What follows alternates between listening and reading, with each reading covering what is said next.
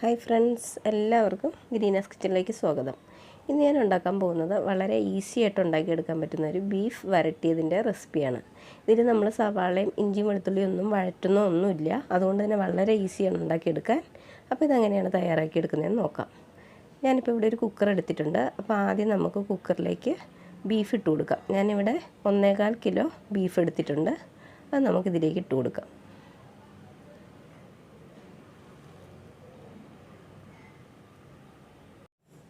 ഇനി ഞാനൊരു വലിയ സവാള അരിഞ്ഞത് ഇതിലേക്ക് ഇട്ട് കൊടുക്കുന്നുണ്ട്. ഇത് നമുക്ക് വഴറ്റേണ്ട ആവശ്യമൊന്നുമില്ല.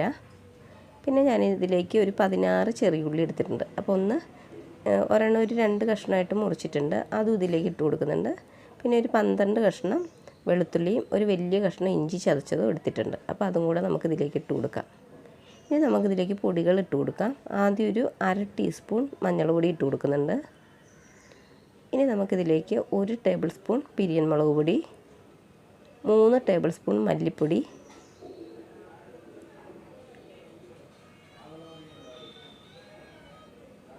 1 ടേബിൾ സ്പൂൺ മീറ്റ് മസാല,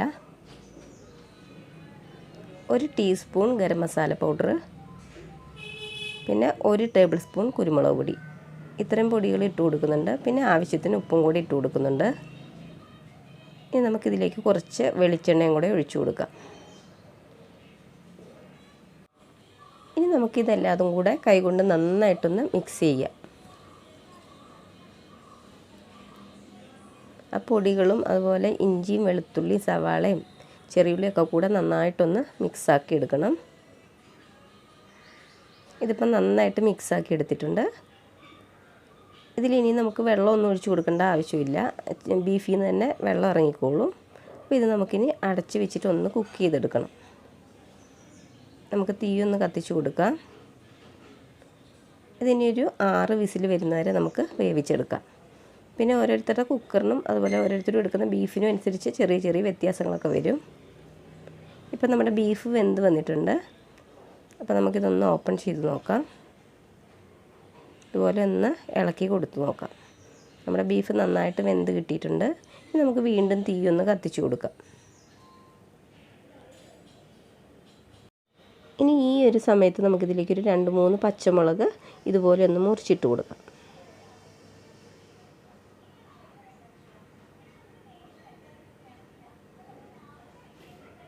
അതുപോലെ തന്നെ ആവശ്യത്തിന് കറിവേപ്പിലയും കൂടെ ഇട്ട് കൊടുക്കാം.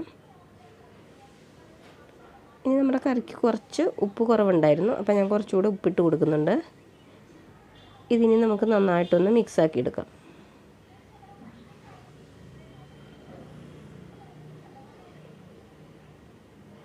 ഇനി ഈ കറിയിലെ വെള്ളമൊക്കെ ഒന്ന് വറ്റി വരണം. അപ്പോൾ അതുവരെ നമുക്ക് വെയിറ്റ് ചെയ്യാം. ഇപ്പം നമ്മുടെ കറിയിലെ വെള്ളമൊക്കെ നന്നായിട്ട് വറ്റി വന്നിട്ടുണ്ട്. ഈ ഒരു സമയത്ത് നമുക്കിതിലേക്ക് 1.5 ടേബിൾ സ്പൂൺ കുരുമുളക് പൊടിയും കൂടെ ചേർത്ത് കൊടുക്കാം. ഇനി നമുക്കിത് വീണ്ടും നന്നായിട്ടൊന്ന് മിക്സാക്കി കൊടുക്കാം. പിന്നെ നമ്മൾ ഈ ഒരു കറിയിൽ സവാള വഴറ്റി ചേർക്കുന്നില്ല, അതുപോലെ പൊടികളൊക്കെ ഡയറക്റ്റായിട്ടാണ് ചേർക്കുന്നത്. അന്ന് വെച്ചിട്ട് ഒരു കുഴപ്പമില്ല കേട്ടോ. നമ്മുടെ കറി അടിപൊളി കറിയാണ്. ആ പൊടികളുടെ പച്ചച്ചവയൊന്നും ഉണ്ടാവില്ല. അപ്പോൾ എല്ലാവരും തീർച്ചയായിട്ടും ട്രൈ ചെയ്ത് നോക്കണം. വളരെ ഈസിയാണ് ഉണ്ടാക്കിയെടുക്കാൻ. ഇനി നമുക്ക് അവസാനം ഇതിലേക്ക് കുറച്ച് കറിവേപ്പിലയും കുറച്ച് പച്ച വെളിച്ചെണ്ണയും കൂടി ഒഴിച്ചു കൊടുക്കാം. എന്നിട്ട് വീണ്ടും ഒന്നുകൂടെ ഒന്ന് മിക്സാക്കി കൊടുക്കാം. പിന്നെ നിങ്ങൾക്ക് വേണമെങ്കിൽ കുറച്ചുകൂടി ഇതിൻ്റെ വെള്ളം വറ്റിച്ചെടുക്കാം, കുറച്ചുകൂടെ ഡ്രൈ ആക്കി എടുക്കാം. അപ്പം കുറച്ചുകൂടെ കുരുമുളക് ഇട്ടിട്ട് ഒന്ന് വരട്ടിയെടുത്താൽ മതി. ഞാനിപ്പം ഈ ഒരു പാകത്തിനാണ് എടുക്കുന്നത്. ഇപ്പം നമ്മുടെ അടിപൊളി ഈസി ആയിട്ട് ഉണ്ടാക്കാൻ പറ്റുന്ന ബീഫ് വരട്ടിയത് ഇവിടെ റെഡി ആയിട്ടുണ്ട്. ഇനി നമുക്ക് തീ ഓഫ് ചെയ്യാം. അപ്പം നമ്മുടെ ഈസി ബീഫ് വരട്ടിയത് ഇവിടെ റെഡി ആയിട്ടുണ്ട്.